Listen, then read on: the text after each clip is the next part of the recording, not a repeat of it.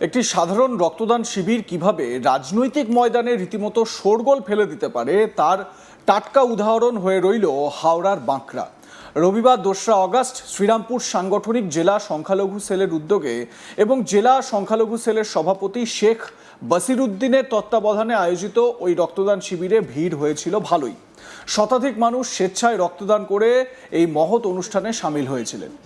স্বাভাবিকভাবেই এই ধরনের সামাজিক অনুষ্ঠানে দলের নীতি আদর্শ জনকল্যাণমূলক কাজের প্রচার হওয়ার কথা ছিল, কিন্তু সেই চেনা ছক ভেঙে রক্তদান শিবিরের মঞ্চ থেকেই এক চরম রাজনৈতিক বোমা ফাটালেন শেখ বসিরউদ্দিন।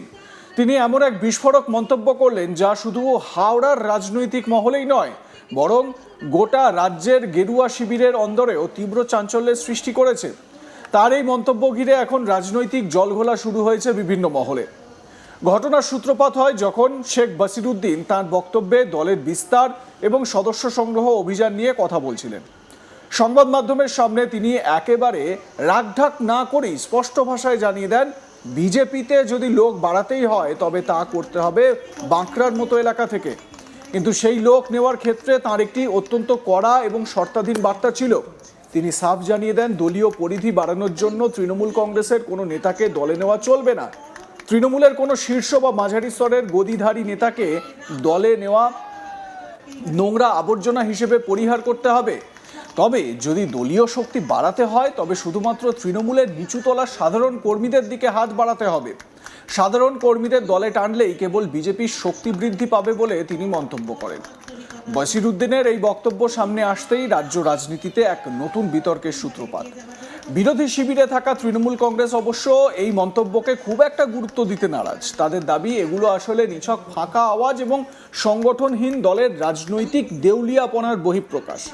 অন্যদিকে রাজনৈতিক বিশ্লেষকদের একাংশ মনে করছেন, এই মন্তব্যের মধ্যে দিয়ে আসলে তৃণমূলের হেভিওয়েট নেতাদের প্রতি এক ধরনের অনাস্থা এবং সাধারণ কর্মীদের প্রতি বিশেষ প্রলোভনের রাজনীতি তুলে ধরা হয়েছে। প্রথমে আপনাদের শোনাই বিজেপি নেতা, সংখ্যালঘু নেতা শেখ বসিরউদ্দিন কি বলছেন, শুনুন।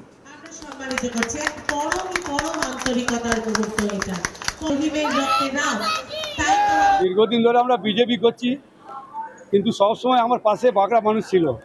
যখন রোলিং সরকার ছিল তখন আমার পাশে ছিল। আজকে আমাদের সরকার রয়েছে, তখন ওনার উদ্যোগে আজকে বাঁকড়াবাসী ফুল সাপোর্ট করেছে বলে আজকে আমি রক্তদান শিবির আজকে সুন্দরভাবে করতে পেরেছি। আগামী দিনে ভাববো বাঁকড়াবাসী আমার পাশে থাকবে। ঠিক আছে, না বাঁকড়া রাজনীতি আপনি জানেন, যে কোনো দল একটাই দল করে। এখন বাঁকড়াতে বিরোধী বলে আর কিছু নেই, সব ভারতীয় জনতা পার্টি পদ্ম ফুল, আর আগামী দিন সব সময় থাকবে, কোনো অসুবিধা নেই। আর দেখুন, বাঁকড়াবাসী বিজেপি হয়ে যায়নি, যারা নর্মাল কার্যকর্তা আছে, যারা নেতা আছে, তাকে নেতা নেওয়া হয়নি। দেখুন, আমাদের বিজেপি দল বাড়াতে গিয়ে আমাদের বাঁকড়া লোক থেকে লোক নিতে হবে, কিন্তু যারা নেতা আছে নেতাদেরকে কোনো জায়গা নেই ভারতীয় জনতা পার্টিতে।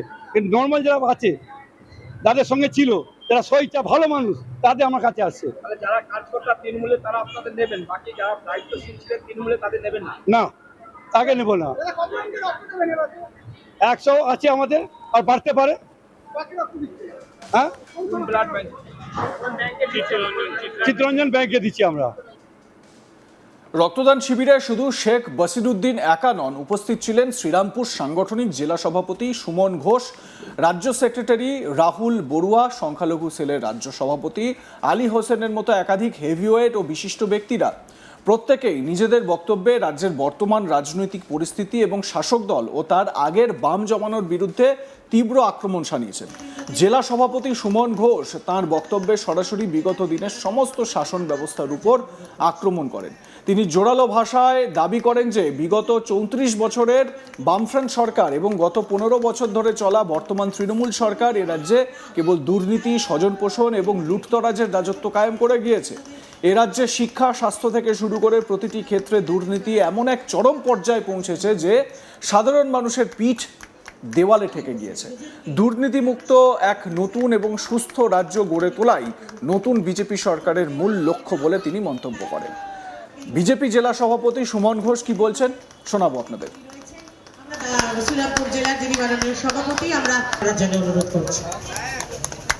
রক্তদান, মহতিদান আমরা যারা ভারতীয় জনতা পার্টি করি তারা সারা বছর 365 দিন মানুষের পাশে থাকি, সেবা কাজ করি।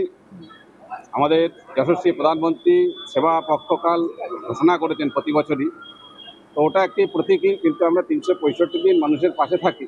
আর সেই সেবা কাজের অঙ্গ হিসেবে আজকে বাঁকড়াতে আমাদের এই রক্তদান শিবির মাইনরিটি মোর্চার তরফ থেকে, আর অভূতপূর্ব সারা এলাকার মানুষ আমাদের এই রক্তদান শিবিরে আপনারা নিজেরাও দেখতে পাচ্ছেন কিভাবে মানুষ এসছে এবং রক্ত দিচ্ছে।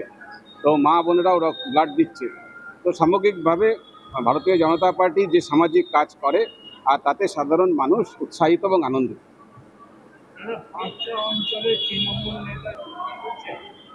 সরকার নির্দিষ্টভাবেই সব কিছু কাজ করছে। আগামী দিনে আরও বড় বড় পদক্ষেপ আপনারা দেখতে পারবেন এবং সরকার তার নিজের শাসনতন্ত্রের দ্বারা দোষী ব্যক্তিকে অ্যারেস্ট করবে এবং কোর্টের মাধ্যমে সাজাপ্রাপ্ত হবে, এইটুকুনি নিশ্চিত করে বলতে পারে।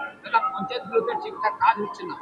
দিন আগেই এই হাওড়া জেলা পরিষদে এবং হুগলি জেলা পরিষদে আমাদের মাননীয় পঞ্চায়েত মন্ত্রী দিলীপ দা এসেছিলেন এবং বৈঠক করে গেছেন। কিছু অচলাবস্থা তৈরি হয়েছিল। তো আগামী দিনে যাতে সাধারণ মানুষের দুঃখ কষ্ট আর দুর্দশা মুক্ত হতে পারে এবং পঞ্চায়েতগুলো যাতে সঠিকভাবে কাজ করে, তার জন্য তিনি দিক দিশা নির্দেশ দিয়ে গেছেন। আমরা মনে করি কিছুদিনের মধ্যে নর্মাল কাজ শুরু হয়ে যাবে এবং মানুষের কষ্ট লাঘব হবে। এখনো পর্যন্ত দুর্নীতি হয়ে যাচ্ছে, জমি জলাজমি ঘোরা করছে, এখনো পর্যন্ত নেই। এভিডেন্স দিন, আমাদের সরকার তার বিরুদ্ধে ব্যবস্থা নেবে এবং ব্যবস্থা নিচ্ছে এবং আগামী দিনেও নেবে। 34 বছর এবং 15 বছরে যে দুর্নীতি রন্ধ্রে রন্ধ্রে ঢুকিয়ে দিয়ে গেছে মমতা ব্যানার্জি এবং বামপন্থীরা, সেই দুর্নীতি আমরা একদম সমূলে উৎপাটিত করব। এ বিষয়ে বিজেপির সংখ্যালঘু মোর্চার সভাপতি আলী হোসেন কি বলছেন একবার শুনে নেওয়া যাক। এরকম রক্তদান শিবির হয়েছে, কিন্তু জানা গেছে তার বিভিন্ন অংশটাই ভিন রাজ্যে বিক্রি হয়েছে। কি বলছে? দেখুন, একটা চোরাচালান চক্র আছে। এটা রোববার জন্য শুভেন্দু অধিকারী সরকার বাংলায় তৈরি হয়েছে, বিজেপি পার্টির সরকার পশ্চিমবঙ্গে তৈরি হয়েছে। এগুলো এর আগে যা হতো ছাড়ুন, নতুন করে যদি কিছু হয় সেটা বলবেন। আগে যত সব এই পাচারকারীরা, রক্ত পাচারকারীরা যারা ছিল, তাদের বিরুদ্ধে যথাযথ ব্যবস্থা হবে। কারণ সাধারণ মানুষ রক্ত দেবে এটা পাচার করার জন্য নয়, সেবামূলক কাজের জন্য, জীবন দান করবার জন্য। এই জাতীয় কোনো ঘটনা যদি আপনাদের সামনে আসে, আপনারা বলবেন, আমরা কঠোরতম ব্যবস্থা তাদের এগেনস্টে নেব। মাইনরিটি সেলের মুখ্যমন্ত্রী বলেছেন আগামী 30শে আগস্টের মধ্যে সমস্ত অন্নপূর্ণা যোজনার টাকা কমপ্লিট করে দেয়া হবে। সবাই পাবে, দিদিরা সবাই পাবেন নিশ্চিত রূপে। তবে এটা মনে রাখবেন, বিদেশিরা পাবে, অনুপ্রবেশকারীরা পাবে, এই জাতীয় অন্নপূর্ণা বিজেপি সরকার দেবে না। যারা ভারতীয় মা বোনেরা তারা অন্নপূর্ণা পাবে, হিন্দু মুসলমান সবাই মিলেই পাবে। একটা প্রসেসিং হচ্ছে, আপনারা দেখতেই পাচ্ছেন। স্বাভাবিক কারণে একটু সময় দিতে হবে। মাইনরিটি সেলের আপনাদের মতামত কি এ বিষয়ে জানাতে ভুলবেন না। দেখতে থাকুন আজ তাক বাংলা, সাবস্ক্রাইব করুন আমাদের ইউটিউব চ্যানেলটি।